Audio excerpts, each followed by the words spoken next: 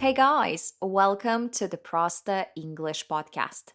My name is Nika and I'm the host of this project created for English learners. Here, using simple words and phrases, we talk about important and interesting topics in English like traveling, healthy habits, relationships, holidays, and so on. I'm sure that these episodes will help you improve your listening skills, learn lots of cool words and phrases, and even fall in love with English. So follow the podcast to make sure you do not miss new episodes, and let's get started. Based on the title, you already know that today we are going to talk about burnout at work. I chose this topic because lately I've been hearing a lot about it from different sources, from our students, from random videos on YouTube, from articles, social media, and so on. I really hope that this episode will help you avoid burnout in the future and will help you build a healthier relationship with your work. But first, let's find out why burnout has become such a common issue nowadays. In my opinion, the number one reason is social media. Of course, what else? These days, we blame social media for almost all mental health issues, but actually, it makes sense. We spend a lot of time each day on Instagram, Telegram, TikTok, and so on. We observe the lives of different people and influencers, and usually we only see the successful part of their lives. Unfortunately, this is how social media was originally designed. People prefer to show only their success, achievements, and the brightest moments. And when we see that, we unconsciously compare our lives, our achievements, and our success with what we see online. And very often, we make the unconscious decision to work more and earn more money so we can afford the luxury things others have, like cars, homes, electronic devices, clothes, vacations, education, furniture, jewelry, courses for our kids, and so on. And sometimes we choose jobs that we do not even like just because they pay more. And sometimes we work overtime because we know that it might help us stand out, get noticed, and get promoted, and once again, earn more money. We don't want to be worse than our classmates. We don't want to be worse than our acquaintances. We want to post cool pictures from amazing vacations on Instagram. We want to show off. And we want to prove to ourselves and everyone else that we deserve the best life. And while we are busy trying to earn all the money in the world, we often do not even stop to think about whether we really need all this stuff, whether it will actually make us happy, or whether we are just doing it because everyone else is. And as the result, we overwork, we completely forget about work-life balance, and we forget about our true desires. And in the end, it leads us to burnout. The second reason why many people experience burnout nowadays is because of the fear of losing their jobs. Unfortunately, now the current global situation is quite unstable. And in addition to that, AI is becoming more and more advanced, and there is a high chance that some of us could be replaced and fired. And at the same time, many people have children or they live abroad and they can't return to their home countries. And in some cases, their visas are tied to their jobs. So if they get fired, they have to leave the country where they are currently staying. And on top of that, many people, for example, have sick relatives who need good medical treatment and proper care. And that can be very expensive. And without a job, they wouldn't be able to afford it. Others, for example, have mortgages and they depend on their salaries to make monthly payments to the bank for their homes. Yes, we have a lot of responsibilities and commitments, and all of them make us worry about the future. So sometimes, without even realizing it, we choose to overwork, hoping that it will give us stability. But unfortunately, it can lead to burnout instead. The third reason why people overwork and as the result experience burnout is technology. In the past, once people finished their workday, they were no longer available. They could truly rest, spend time with their family, and no one from work could contact them. But nowadays, we are online 24/7. For example, a boss might send a message at 8 p.m. with an urgent task, or a colleague might call at 10 p.m. asking for help. And in these cases, it becomes almost impossible to truly relax and switch off mind from work. I know even people who are not allowed to turn off notifications in work chats after working hours, just because their team leader might send an important message that has to be read right away. Actually, I believe that it's a really big problem when management doesn't understand how unhealthy that is.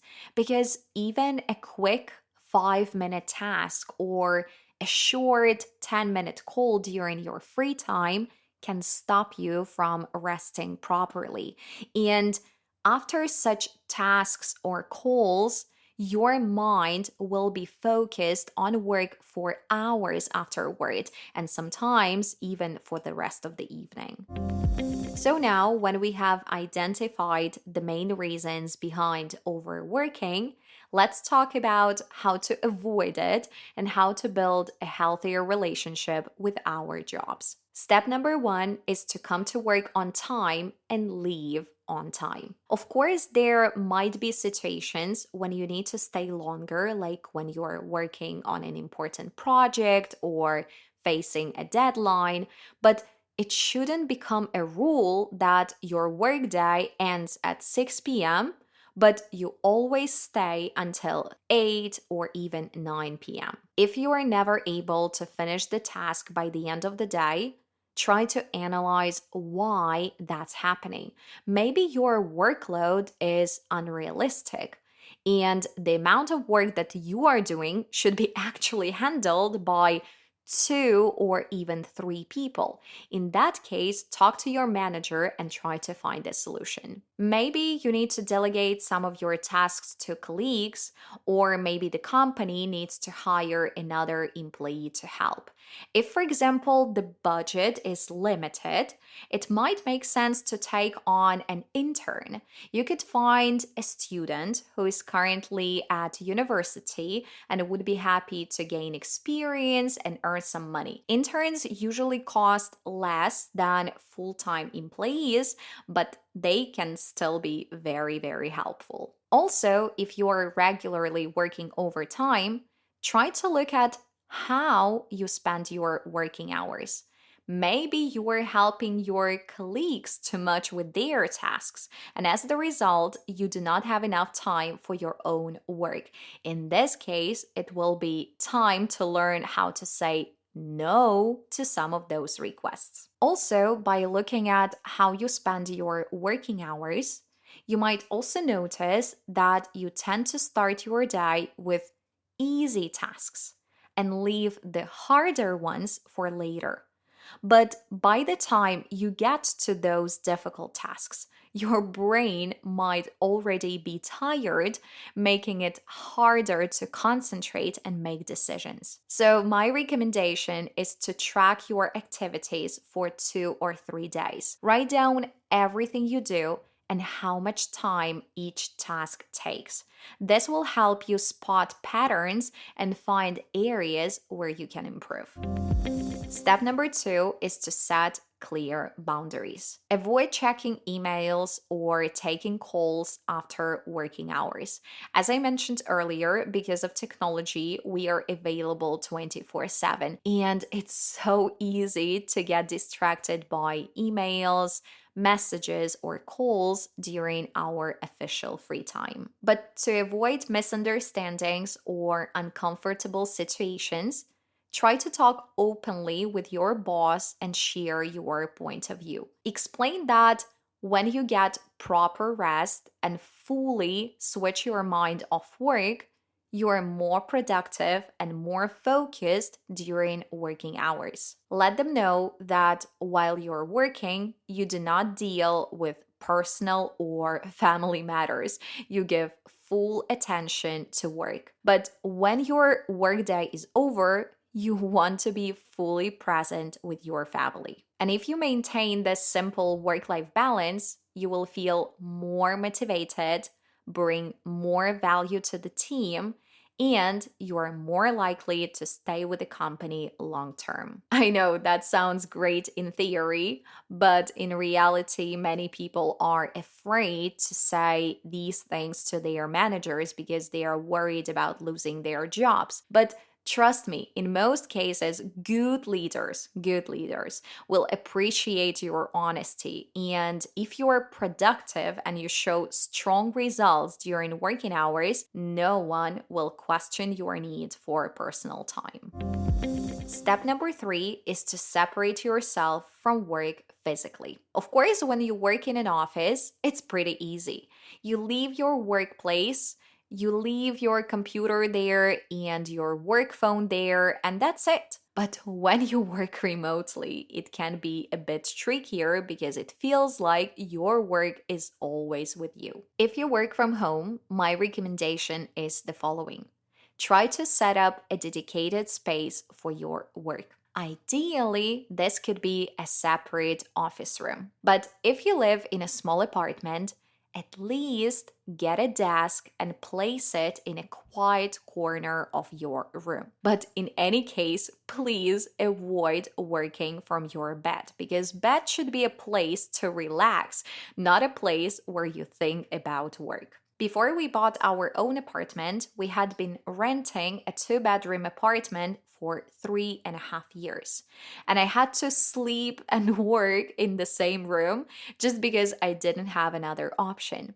But now I finally have a separate office room and I'm really happy about it. Of course, it's still hard for me to disconnect from work completely because my phone is always with me. But anyway, when I leave my office room, I know that my official workday is over and it's time to rest.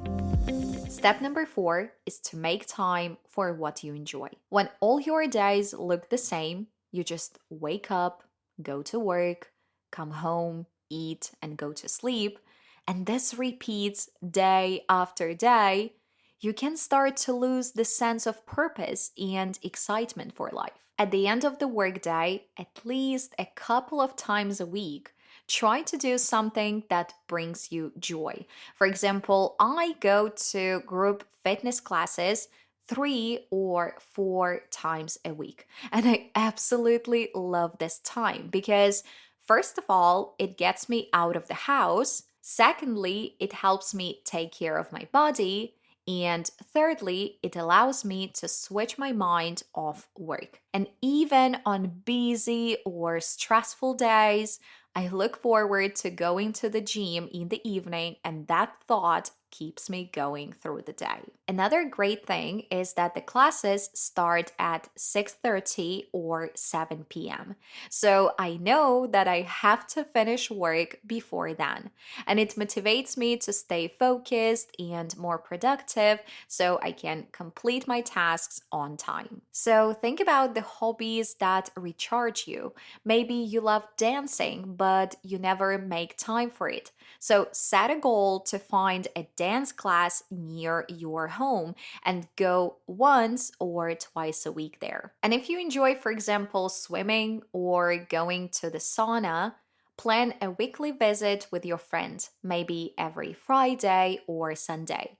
And just knowing that you will spend time together, relaxing and having fun, can lift your mood and give you something to look forward to. Doing small things that you enjoy but regularly can improve how you feel because they remind you that life isn't just about work. You also need time to be happy, to grow, and to connect with others.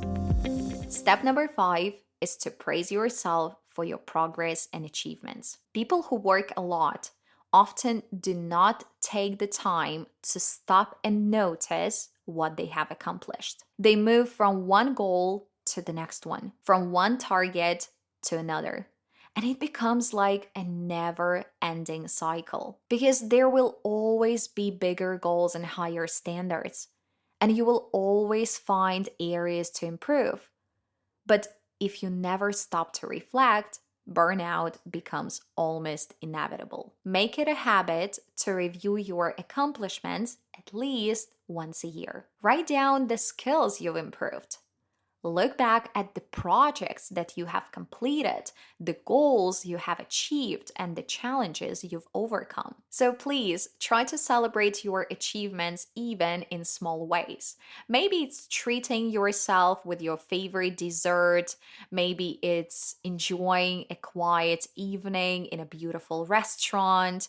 Or maybe it's sharing your success with friends or loved ones. Because when you start recognizing and valuing your progress, you build confidence and you feel less overwhelmed. And you stop chasing perfection. You start appreciating the journey. And that's one of the best ways to protect your energy and avoid burnout.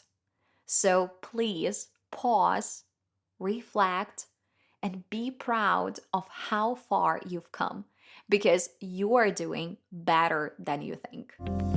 And the final step from my side is the following. Do not be afraid of change. I'm someone who truly enjoys change. I've been teaching English for over 7 years, and during that time, I've changed the way I work many times. I started with one-on-one lessons.